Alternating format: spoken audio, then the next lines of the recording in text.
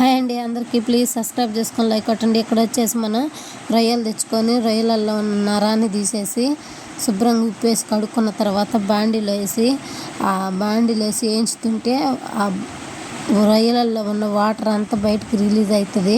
ఆ వాటర్ పోయేంత వరకు బాగా ఫ్రై చేసుకోవాలా.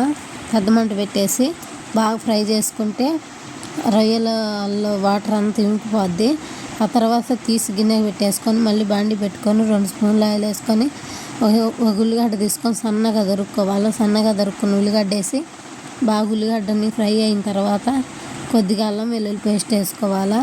కొద్దిగా అల్లం వెల్లుల్లి పేస్ట్ వేసుకొని అల్లం వెల్లుల్లి పేస్ట్లో పచ్చివాసన పోయేంత వరకు కలుపుకుంటూ ఫ్రై చేసుకోవాలి. కలుపుకుంటూ ఫ్రై చేసుకొని అల్లం వెల్లుల్లి పేస్ట్ని పచ్చివాసన పోయిందాక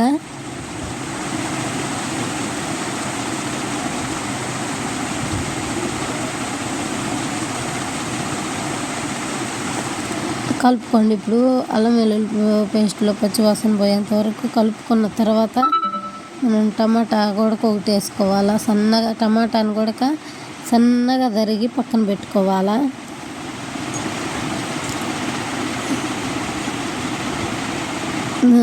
టమాటా వేయకదలకే మనం ఈ ఉల్లిగడ్డలోనే అన్నీ వేసుకోవాలా. కొద్దిగా ఉప్పు, కొద్దిగా పసుపు, తగినంత కారం.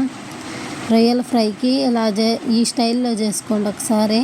టేస్ట్ కూడా కదిరిపోతుంది. రసంలోకి కానీ అట్లా చేసుకుంటే సూపర్ ఉంటుంది. తగినంత కారం, ఒక స్పూన్ ధనియాల పొడి, కొబ్బరి పొడి, ఒక స్పూన్ ధనియాల పొడి, కొంచెం కొబ్బరి పొడి, తగినంత కారం, తగినంత ఉప్పు, కొద్దిగా పసుపు అన్నీ వేసి బాగా కొద్దిగా కలుపుకొని వేయించుకున్న తర్వాత ఒక చిన్న టమాటా తీసుకొని బాగా సన్నగా దొరుక్కొని వేసుకోవాలా. వేసుకొని కలుపుకొని ఒక 2 నిమిషాలు మూత పెట్టి ఉంచితే టమాటా కూడా బాగా ఉడికిపోయి గుజ్జు గుజ్జు అయిపోతుంది.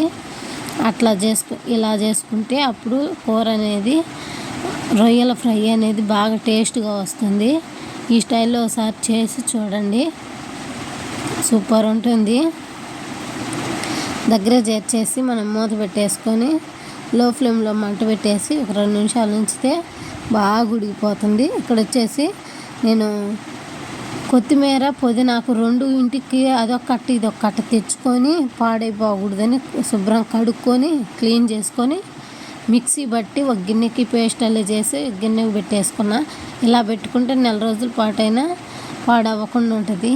ఆకైతే పాస్ వచ్చేసి ఎండిపోయినట్టు అయ్యి పాస్ వచ్చేసి అంత పాడైపోతుంది కదా. అందుకని చెప్పి తెచ్చిన రోజే మొత్తం కట్ చేసుకొని మిక్సీకి వేసుకొని ఒక గిన్నెకి పెట్టేసుకుంటే అట్లా పేస్ట్ అయితే మనకు కావాలన్నప్పుడు ఒక స్పూన్ వేసుకుంటే సరిపోతుంది. గుజ్జంతా ఉడికిపోయింది కదా. టమాటా వేసుకున్న తర్వాత ఇప్పుడు మనం ముందుగా రొయ్యలని వేయించి ఒక గిన్నెకి తీసి పెట్టుకున్నాం కదా. ఆ రొయ్యలన్నీ ఆ గ్రేవీ మీదకి పరిసేసుకోవాలా. ఒక్కొక్కటిగా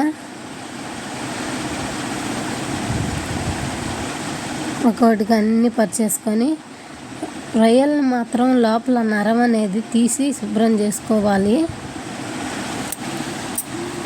శుభ్రం చేసుకున్న తర్వాతనే ప్రాసెస్ మొదలు పెట్టాలి. సింపుల్గా అయిపోద్ది ఇది. వండటం చాలా సింపుల్ ఇది అసలు. అన్నీ పరిచేసుకొని మూత పెట్టి ఒక 2 నిమిషాలు మగ్గనివ్వాలి. 2 నిమిషాలు మగ్గనిచ్చి బాగా కలుపుకుంటే ఇట్లా వచ్చేసిద్ది.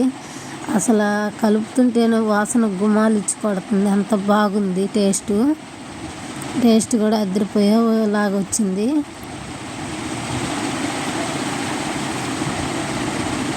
ఇంకొంచెం మగ్గాలి, ఇంకొంచెం దగ్గరకు రావాలి. అయిపోయింది కూడా కూర. అంత సింపుల్గా అయిపోద్ది, తొందరగా అయిద్ది, సింపుల్గా అయిపోద్ది. సింపుల్గా ఉంటుంది. చేయడానికి కూడా ఎక్కువ ఏం అవసరం లేదు. టమాటా, ఉల్లిగడ్డ ఉంటే చాలు. సూపర్ ఉంది. ఈ ప్రాసెస్లో చేసుకోండి. ప్లీజ్ సబ్స్క్రైబ్ చేసుకోండి.